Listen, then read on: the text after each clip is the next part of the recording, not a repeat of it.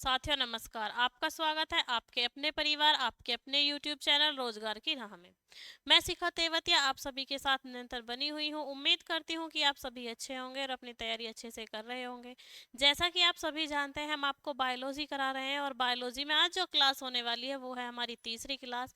यानी अगर हम बोलें तो हमारी पहली क्लास तो हुई थी आपके इम्पोर्टेंट फैक्ट्स की, यानी जो महत्वपूर्ण तथ्य थे, यानी जो बेसिक पॉइंट्स थे बायोलॉजी की उनकी। उसके बाद जो हमारी दूसरी क्लास हुई थी वो हो गई थी हमारी आपकी प्राणी विज्ञान के फर्स्ट सेक्शन की, जिसमें हमने कुछ संघों को पढ़ा था।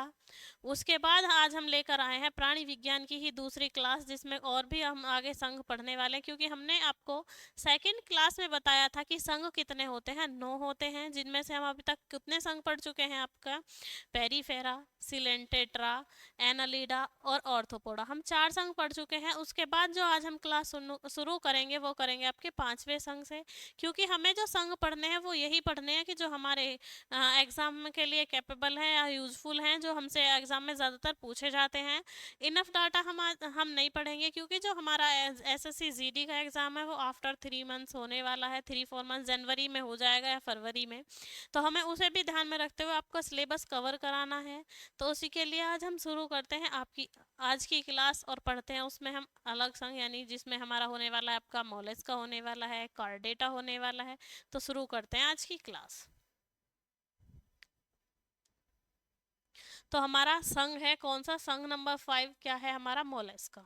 जो मोलस का है ये क्या है कि ये दूसरा सबसे बड़ा संघ है। यानी सबसे बड़ा संघ क्या था? ऑर्थोपोडा, जिसमें हम किसका अध्ययन करते हैं? 80% जीवों का, हम बहुकोश के जीवों का अध्ययन हम कर लेते हैं। यानी किसको बांटा था हमने 9 संघ में? बहुकोश के जीवों को। लेकिन सबसे बड़े बहुकोश के जीव का जो संघ था वो ऑर्थोपोडा था। उसके बाद अगर हम बात करें मोलस्का की, तो मोलस्का दूसरा सबसे बड़ा आपका क्या है?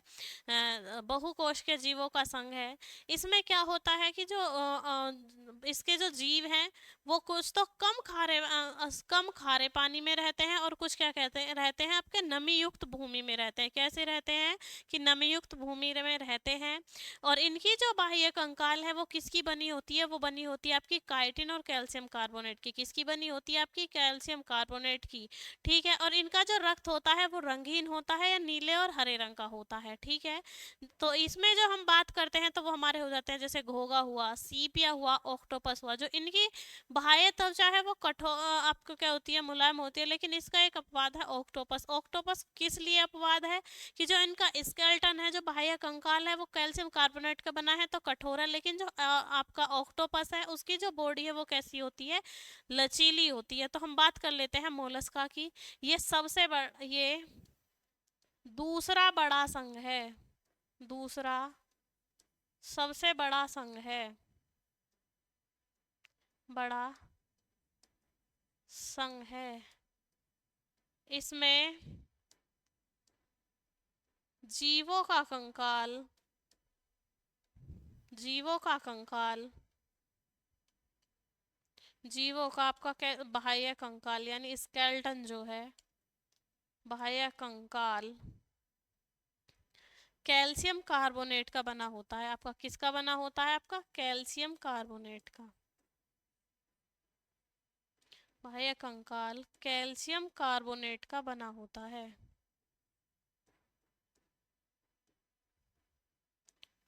कैल्शियम कार्बोनेट का बना होता है। इसमें क्या होता है कि जो इसका बाह्य कंकाल है वो कैल्शियम कार्बोनेट का बना होता है। जैसे कि आपने देखा होगा जो अंडे का छिलका होता है वो भी कैल्शियम कार्बोनेट का बना होता है। तो इनकी जो बाह्य संरचना है वो भी किस तरीके की बनी होती है? जैसे अंडे का छिलका होता है उस तरीके की बनी होती है। कैसा होता है? कैल्शियम कार्बोनेट का। अगर हम इनके रक्त की बात करें तो इनका रक्त कैसा होता है? इनका रक्त यानी किसका? जो संघ मोलस्का के आपके क्या है? जीव हैं। इनका रक्त रंगहीन या नीले हरे रंग का होता है। कैसा होता है? नीले और हरे रंग का होता है। नीले और हरे रंग का होता है, यानी हम इसे बोल सकते हैं पिकॉक ग्रीन भी होता है, नीले या हरे रंग का होता है। उसके बाद हम बात करें कि ये जो जीव हैं, यानी जो मोलस्का संघ के बहुकोशिकीय जीव हैं, ये किस तरीके के स्थान पर रहते हैं, तो ये रहते हैं आपके कम खारे पानी में और नमीयुक्त भूमि में। यानी मोलस्का संघ के सभी जीव, मोलस्का संघ के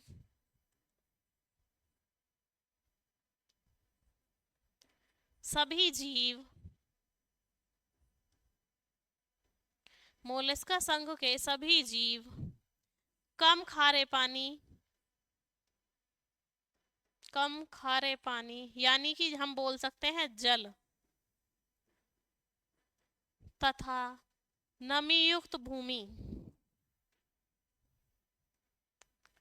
नमी युक्त भूमि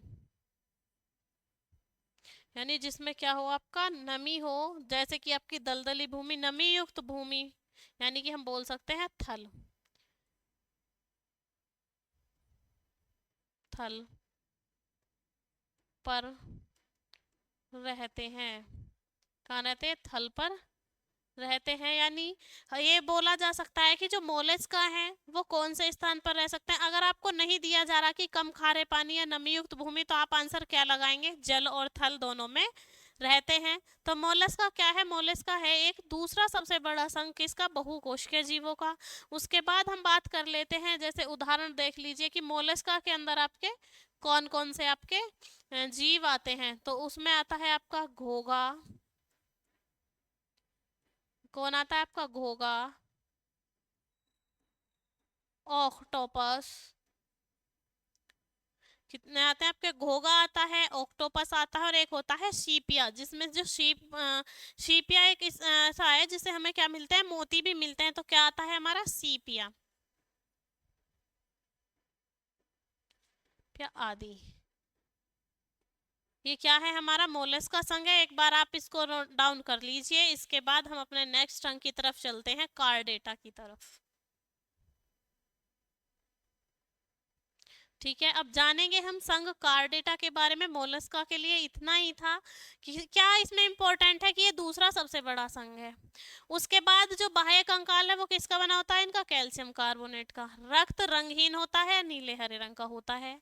कहाँ रहते हैं? कम खारे पानी में और नमी युक्त भूमि में। और उदाहरण के लिए आपका घोगा, ऑक्टोपस और सीपिया, यही था इसमें। इसके बाद हम कार्डेटा संघ को पढ़ने वाले हैं।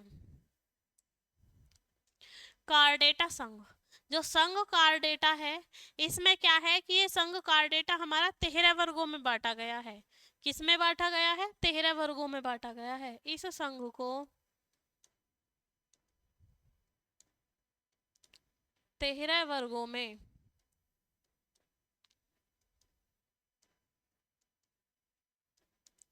बांटा गया है,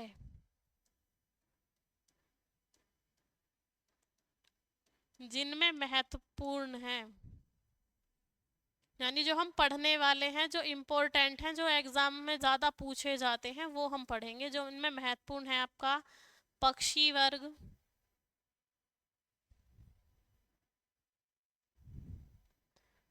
पक्षी वर्ग, मत्स्य वर्ग, उभयचर, सरीसृप, स्तनधारी या स्तनपाई भी बोल सकते हैं, आदि। तो जो हमारे कार्डेटा संघ था, इसे हमने कितने वर्गों में बांटा है? 13 वर्गों में। 13 वर्ग कौन कौन से हैं? उनमें से जो हमें इंपॉर्टेंट पढ़ने हैं, क्योंकि 13 वर्ग हम नहीं पढ़ेंगे, क्योंकि जो हमारा सिलेबस है उसमें इंपॉर्टेंट टॉपिक से पूछा जाता है। तो उसमें हम क्या पढ़ने वाले हैं? आपका पक्षी वर्ग को पढ़ेंगे, मत्स्य वर्ग को पढ़ेंगे, उभयचर, सरीसृप, स्तनपाई, ये सब हम क्या करने वाले हैं? पढ़ने वाले हैं। तो हमारा कौन सा वर्ग स्टार्ट होता है? पक्षी वर्ग। पक्षी वर्ग स्टार्ट होता है। जो पक्षी हैं में क्या होता है कि जो पक्षी हैं वो अगले जो उनके पैर होते हैं उन्हें किस में कर लेते हैं? आप पंखों के रूप में रूपांतरित होते हैं। यानी पक्षियों के जो अगले पैर हैं वो किसके रूप में रूपांतरित होते हैं? आपके पंखों के रूप में रूपांतरित होते हैं। पक्षियों के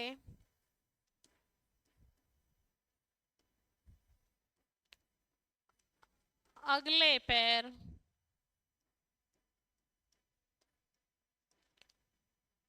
पंखों के रूप में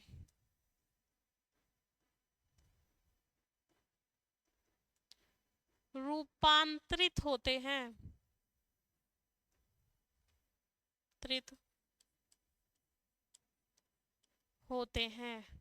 ठीक है, जो पक्षियों के अगले पैर हैं वो पंखों के रूप में रूपांतरित होते हैं, लेकिन अगर हम इनके हृदय की बात करें कि जो इनका हार्ट है वो कितने चैम्बर्स का होता है, कितने प्रकोष्ठ का होता है, तो पक्षियों का हृदय आपका कितने चैम्बर का होता है, 4 चैम्बर का होता है।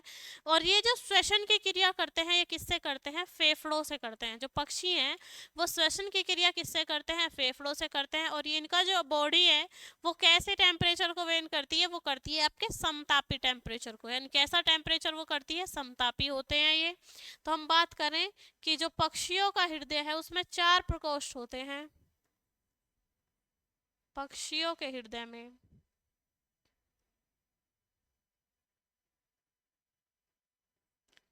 पक्षियों के हृदय में हृदय में 4 प्रकोष्ठ होते हैं।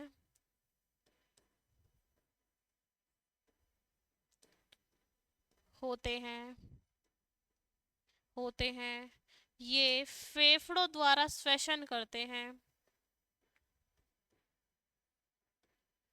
द्वारा श्वसन करते हैं।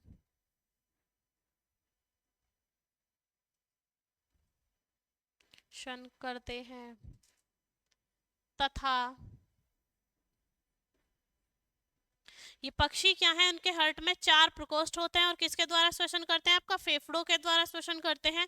और ये समतापी होते हैं तथा समतापी होते हैं। समतापी होते हैं, समान ताप रखते हैं अपना। पक्षी कैसे होते हैं आपके, समतापी होते हैं। उसके बाद अगर हम बात करें कि इनकी जो बॉडी में स्केलेटन होती है यानी जो कंकाल है वो किस तरीके का है, तो उनमें क्या होता है, आपका खोखली हड्डियां होती है जिनमें क्या भर जाती है, वायु। तो इनमें क्या होता है, इन पक्षियों में क्या होता है कि खोखली अस्थियां होती हैं, एक वायु कोश होता है और श्वसन तंत्र में क्या होता है, साइरिंग्स होते हैं। जैसे कि हम बोलते हैं तो हमारे गले में क्या है, लायरिंग्स है, लायरिक्स है। तो उसी तरीके से जो पक्षी हैं उनके गले में क्या होता है, साइरिंग्स होता है। क्या होता है आपका, साइरिंग्स होता है। तो हम बात करते हैं पक्षियों की अस्थियां। पक्षियों की अस्थियां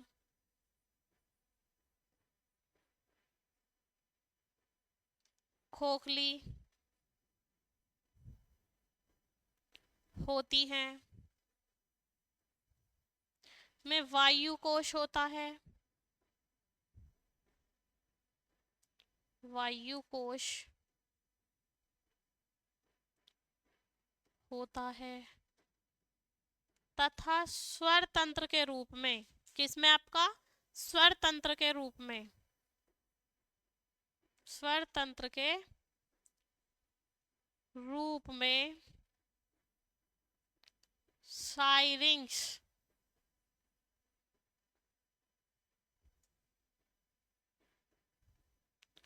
होता है। स्वर तंत्र के रूप में क्या होता है, साइरिंग्स होते हैं। आप एक बार नोट डाउन कर लीजिए, फिर पक्षियों के बारे में आगे जानेंगे।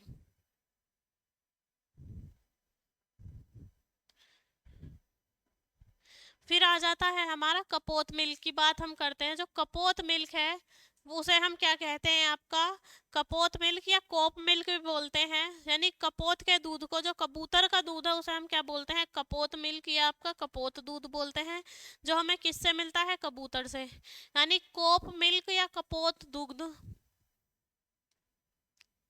कोप मिल्क या कपोत दूध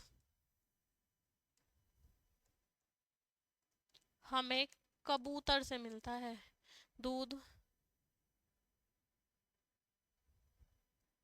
कबूतर से मिलता है। किससे मिलता है, आपका कबूतर से मिलता है। ठीक है, उसके बाद हम बात कर लेते हैं कि जो सबसे तीव्रतम पक्षी है, सबसे तीव्रतम पक्षी है हमारा अबाबील। सबसे तीव्रतम पक्षी, सबसे तीव्रतम पक्षी व्हील, यानी एक अवाविल कैसा पक्षी है, सबसे तेज यानी सबसे ज्यादा एक्टिव जो पक्षी रहता है वो कौन सा है, आपका अवाविल है। उसके बाद हम बात करते हैं ना उड़ने वाले पक्षियों की। किसकी बात करते हैं हम? न उड़ने वाले पक्षियों की। न उड़ने वाले पक्षी। ना उड़ने वाले पक्षियों से यहाँ मतलब है कि ऐसे पक्षी जो पक्षी वर्ग के तो हैं लेकिन वो क्या करते हैं, उड़ते नहीं है। तो उसमें हमारा क्या आ जाता है, आपका एक कीवी है, एमू है, पैगविन है, शतुरमुर्ग है, और आपका क्या है, डोडो है। क्या है आपका, डोडो। ये कुछ ऐसे पक्षी हैं जो क्या नहीं करते, आपका उड़ते नहीं है, लेकिन किसके अंतर्गत कंटेन होते हैं, आपका पक्षी वर्ग के अंतर आते हैं। तो ना उड़ने वाले पक्षी आपका कीवी हो गया, एमू हो गया, डोडो हो गया, पैगविन हो गया, और आपका क्या हो जाता है, शतुरमुर्ग, शुतुरमुर्ग। और सबसे बड़ा अंडा भी किसका रहता है पक्षियों में, शुतुरमुर्ग का रहता है। और हम बात करें कि जो चमड़ा देने वाला पक्षी है वो भी कौन है, आपका शुतुरमुर्गी है। कि चमड़ा देने वाला पक्षी, चमड़ा देने वाला पक्षी वाला पक्षी, तो ये चमड़े देने वाला पक्षी भी क्या है, शुतुरमुर्ग है। और इसका क्या होता है, अंडा भी सबसे बड़ा होता है, सबसे विशाल काय अंडा।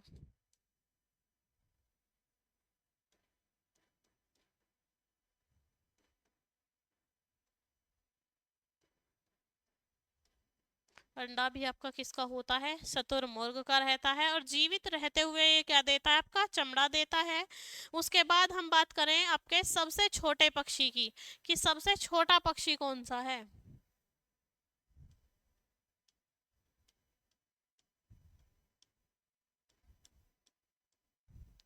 छोटा पक्षी, तो जो सबसे छोटा यानी स्मॉलेस्ट या टिनी आपका बर्ड बोले तो वो है हमारा हमिंग बर्ड। और हमिंग बर्ड की एक खासियत होती है कि वो उल्टा उड़ता है। क्या करता है, वो उल्टा उड़ता है। यानी सबसे छोटा पक्षी है हमारा हमिंग बर्ड, हमिंग बर्ड। और खासियत क्या है इसकी, ये उल्टा उड़ता है,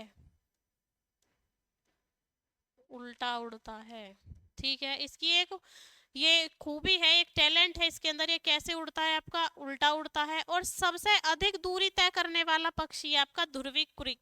क्या है आपका ध्रुवी कुरी, तो ये क्या करती है कि जो आर्कटिक से अंटार्कटिका तक उड़ती है, यानी हम लगभग बोल सकते हैं आपका 36,000 किलोमीटर का इसका राइडिंग रूट होता है।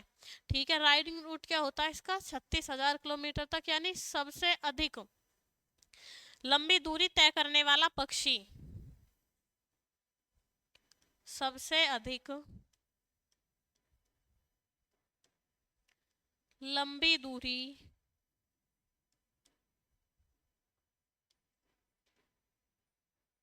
तय करने वाला पक्षी, वाला पक्षी, तो ये है हमारा ध्रुवी कुरिक, कुरिर।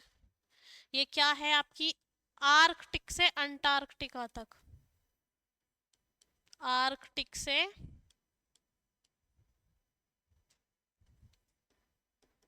अंटार्कटिक तक 36,000 किलोमीटर दूरी तय करती है, किलोमीटर दूरी तय करती है। ठीक है, ध्रुवी कुरिया जो आर्कटिक से आपका अंटार्कटिका तक आपका क्या करती है, 36,000 किलोमीटर तक की दूरी तय करती है। उसके बाद हम बात करते हैं आपका फ्लैमिंगो की। ये फ्लैमिंगो एक ऐसा पक्षी है जो एक पैर पर खड़ा रहता है, वो भी किस लिए, कि अपनी बॉडी के तापमान और ऊर्जा को संरक्षित करने के लिए वो एक पैर पर खड़ा रहता है। फ्लैमिंगो पक्षी,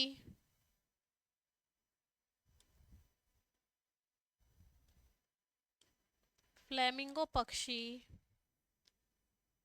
अपने ताप व ऊर्जा के संरक्षण के लिए, ऊर्जा के संरक्षण के लिए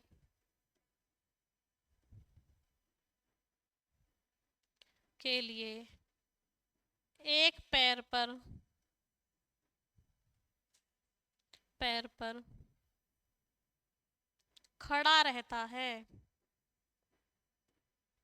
क्या करता है आपका फ्लेमिंगो पक्षी अपने ऊर्जा और ताप के लिए क्या कैसा खड़ा रहता है? एक ही पैर पर खड़ा रहता है। अब बात कर लेते हैं कि जो पक्षियों का अध्ययन है वो क्या कहलाता है। पक्षियों का अध्ययन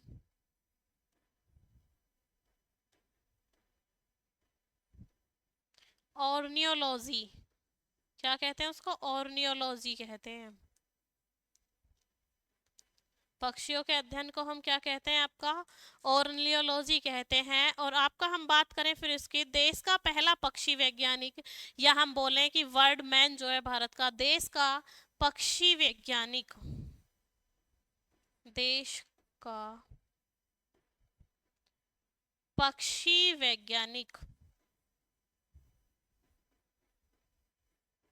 वैज्ञानिक डॉक्टर सलीम अली। कौन है आपका? डॉक्टर सलीम अली। तो ये हमारा पक्षी वर्ग के बारे में हो जाता है। उससे भी आगे भी कुछ इंपॉर्टेंट पॉइंट हम पढ़ने वाले हैं, तो इसे एक बार आप राइट डाउन कर लीजिए।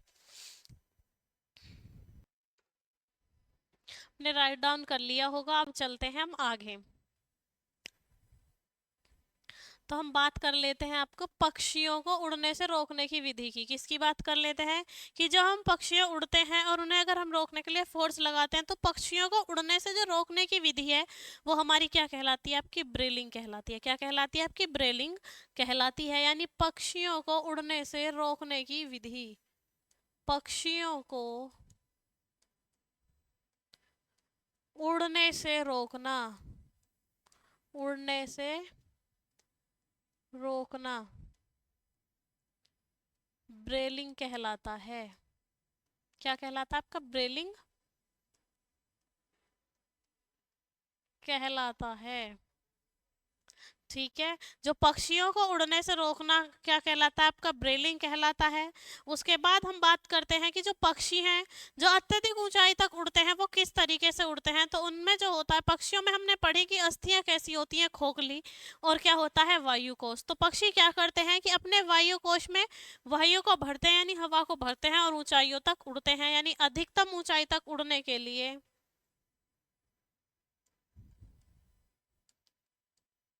अधिकतम ऊंचाई तक उड़ने के लिए, तक उड़ने के लिए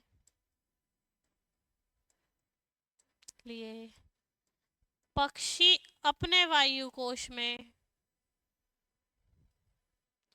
पक्षी अपने वायु कोश में, वायु कोश में वायु भरते हैं,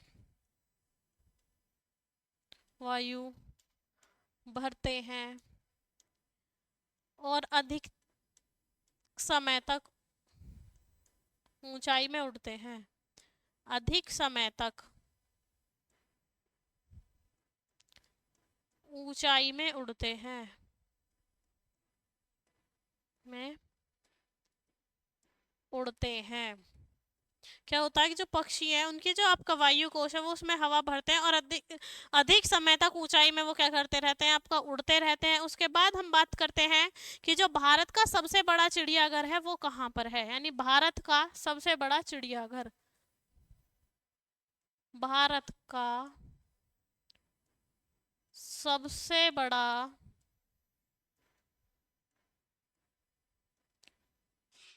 चिड़ियाघर, चिड़ियाघर सबसे बड़े अगर हम चिड़ियाघर की बात करें तो वो है हमारा कहाँ? अलीपुर कोलकाता में। कहाँ है? अलीपुर कोलकाता में।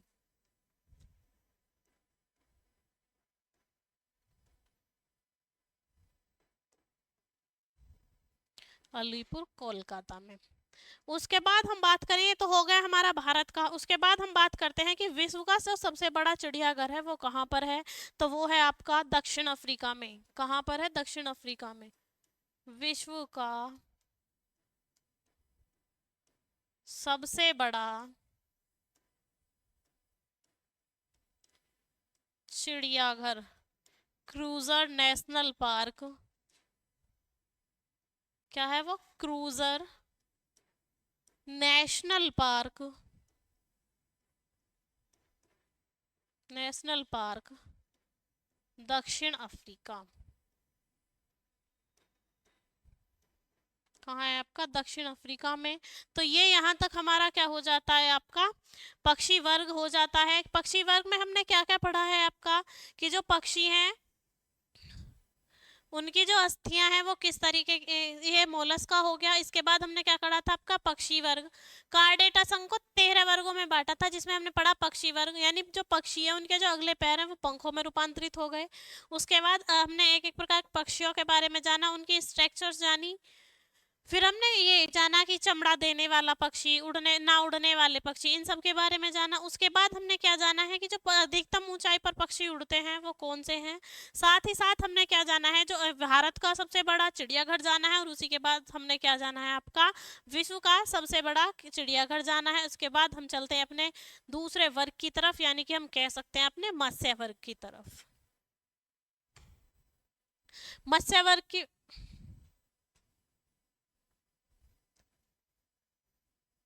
मत्स्य वर्ग, यानी जो हमारा मत्स्य वर्ग है इसमें हम क्या पढ़ने वाले हैं, जैसा कि नाम से ही डिनोट हो रहा है, मत्स्य यानी कि मछलियां। तो जो मत्स्य वर्ग है इसमें क्या आती है, हमारी मछलियां आती हैं। अगर हम मछलियों की बात करें तो इनकी जो बॉडी है वो किस तरीके के टेम्परेचर को करती है तो ये रहती है हमारी असमतापी। कैसी होती है, असमतापी होती हैं। और इनके अगर हम हार्ट की बात करें तो हार्ट में क्या होता है आपका, 2 चैम्बर्स होते हैं। मछली का जो हार्ट है उसमें क्या होते हैं, 2 चैम्बर्स होते हैं, यानी 2 प्रकोष्ठ होते हैं। और जो मछलियों का हृदय है, यानी जो मत्स्य वर्ग के जीवों का हृदय है, वो अशुद्ध रक्त को पंप करता है। किसको पंप करता है आपका, अशुद्ध रक्त को पंप करता है। तो मत्स्य वर्ग में हमारा क्या होता है, ये जीव असमतापी होते हैं। कैसे होते हैं, असमतापी, असमतापी होते हैं। इनके हृदय में 2 चैम्बर या 2 प्रकोष्ठ होते हैं। इनके हृदय में 2 प्रकोष्ठ होते हैं। 2 प्रकोष्ठ होते हैं। इन जीवों का हृदय, इन जीवों का हृदय अशुद्ध रक्त को पंप करता है। क्या करता है, वो अशुद्ध रक्त को ही पंप करता है,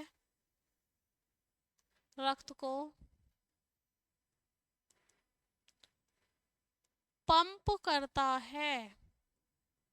क्या करता है, अशुद्ध रक्त को ही आपका क्या करता है, पंप करता है। यानी हम बात कर रहे हैं किसकी, मत्स्य वर्ग की।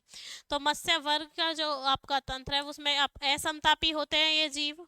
साथ ही साथ इनमें क्या होता है आपका, 2 प्रकोष्ठ वाला या 2 चैम्बर वाला हार्ट होता है, जो क्या करता है आपका अशुद्ध रक्त को ही पंप करता है। इनका जो कंकाल है वो हड्डियों का बना होता है। और ये जो श्वसन करते हैं, जो इनकी सांस लेने की प्रक्रिया है वो करते हैं गलफड़ों के द्वारा। यानी इनका जो कंकाल है वो हड्डियों का बना होता है। इनका कंकाल हड्डियों का बना होता है, हड्डियों का बना होता है। तथा ये गलफड़ों, यानी हैं जिन्हें हम गिल्स बोलते हैं, गलफड़ों से श्वसन करते हैं। श्वसन करते हैं, किससे श्वसन करते हैं, ये गलफड़ों से श्वसन करते हैं। इसके बाद हम बात करते हैं कि जो विश्व की सबसे बड़ी मछली है वो कौन सी है। तो विश्व की सबसे बड़ी मछली आपकी हो जाती है व्हाइट शार्क। कौन सी हो जाती है आपकी, सफेद शार्क। तो ये विश्व की सबसे बड़ी मछली है शार्क, यानी विश्व की सबसे बड़ी मछली, सबसे बड़ी मछली वो है आपकी सफेद शार्क। क्या है आपकी, सफेद शार्क। अब हम बात करते हैं कि जो आदमखोर मछली है वो कौन सी है, तो वो है आपकी प्रनहा। क्या है आपकी प्रनहा, आपकी जो है वो आदमखोर मछली है। आदमखोर मछली, आदमखोर से मतलब है जो मनुष्य को खा जाती है। आदमखोर मछली तो वो है आपकी प्रनहा। तो आदमखोर मछली जो है वो है हमारी प्रनहा। लेकिन कुछ हम नाम सुनते हैं लेकिन वो हमें पता चलता है कि वो वास्तविक मछली नहीं है, तो हम क्या जानेंगे, वास्तविक मछली और अवास्तविक मछली। यानी कि कुछ मछलियों के शेप में दिखती है लेकिन वो मछलियां मत्स्य वर्ग में शामिल हैं, लेकिन वो कैसी मछलियां हैं, वो अवास्तविक मछलियां हैं। और कुछ क्या है हमारी वास्तविक मछली। तो हम पहले जान लेते हैं अपनी वास्तविक मछलियों के बारे में। वास्तविक मछलियां, कि वास्तविक मछलियां आपकी कौन कौन सी होती हैं। तो अगर हम बात करें आपकी वास्तविक मछलियों की, तो डॉग हुई आपका, टाइगर, रैट, कैट, ये और आपकी इस तरीके की जो फिश हैं वो कैसी हैं आपकी वास्तविक मछली हैं। यानी हम लिख लेते हैं यहाँ पर rat, cat, tiger,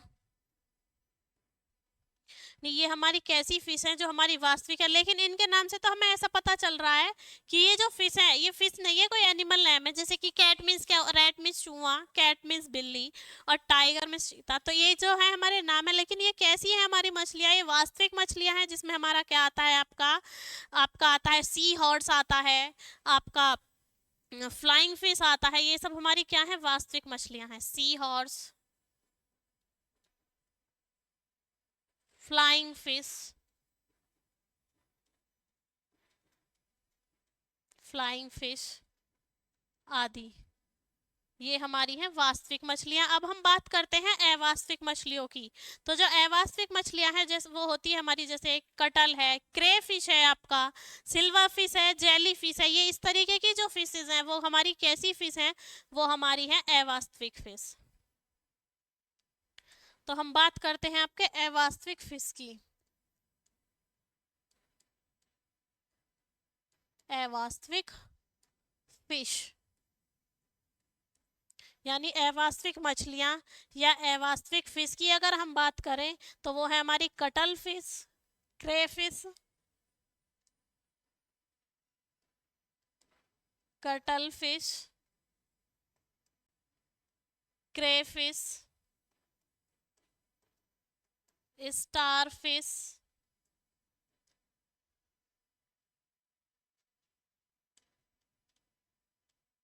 jelly fish,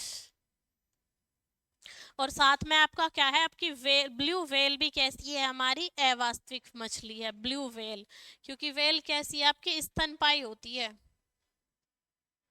blue whale आदि ये कैसी फिश है, आपकी अवास्तविक मछलियां हैं। अवास्तविक मछलियां यानी इनके नाम से तो पता चल रहा है स्टार फिश, क्रे फिश, जेली फिश, लेकिन ये कैसी मछलियां हैं, आपकी अवास्तविक मछलियां हैं। अब हम बात करें कि जो मछलियों का पालन होता है उसे हम क्या कहते हैं, तो मछलियों के पालन को हम बोलते हैं पीसी कल्चर। क्या बोलते हैं, पीसी कल्चर, यानी मछलियों का पालन, मछली पालन। मछली पालन हमारा कहलाता है क्या, पीसी कल्चर। क्या कहलाता है, मछली पालन हमारा पीसी कल्चर कहलाता है।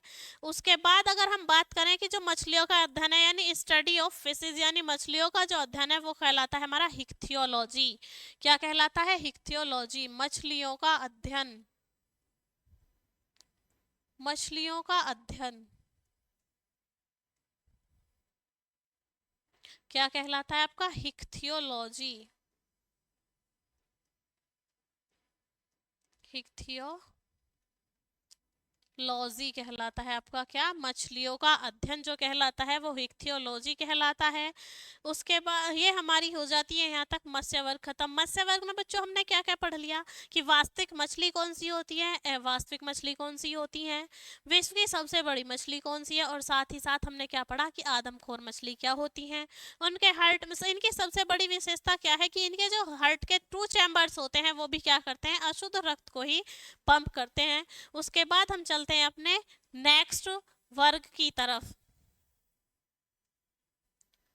नेक्स्ट वर्ग है हमारा उभयचर या एम्फीबिया वर्ग। उभयचर किसे कहते हैं? उभयचर ऐसे होते हैं जो का कैसे रहते हैं कि ये आसानी से जल और थल दोनों में, एक ही प्रकार के जीव जो जल और थल दोनों में रह सकते हैं, वो उभयचर कहलाते हैं। यानी जो इनकी श्वसन प्रक्रिया है वो त्वचा से भी सांस लेते हैं और आपके किससे, क्लोम से, त्वचा से या फेफड़ों से, दोनों से ये क्या करते हैं, सांस लेते हैं। तो ये हमारे कैसे हैं, उभयचर हैं। उभयचर की अगर हम बात करें तो ये भी कैसे होते हैं, असमतापी होते हैं। किसकी तरह, मत्स्य वर्ग के सभी जीवों की तरह जो आपका उभयचर यानी एम्फीबिया वर्ग है, इसके भी जो जीव हैं वो कैसे होते हैं, आपके असमतापी होते हैं।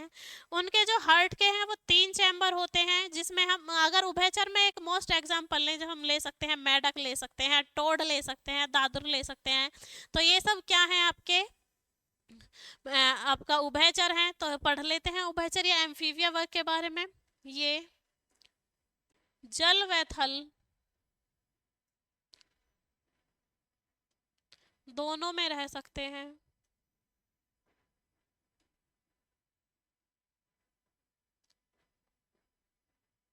दोनों में रह सकते हैं। इनका जो हृदय, यह समतापी जीव है, यह असमतापी जीव है। यानी जो इनके जो बॉडी है वो असमतापी टेम्परेचर, अपने आप को टेम्परेचर के अकॉर्डिंग ढाल लेते हैं, यानी असमतापी जीव हैं। इनके हृदय में 3 चैम्बर होते हैं। कितने प्रकोष्ठ होते हैं, 3।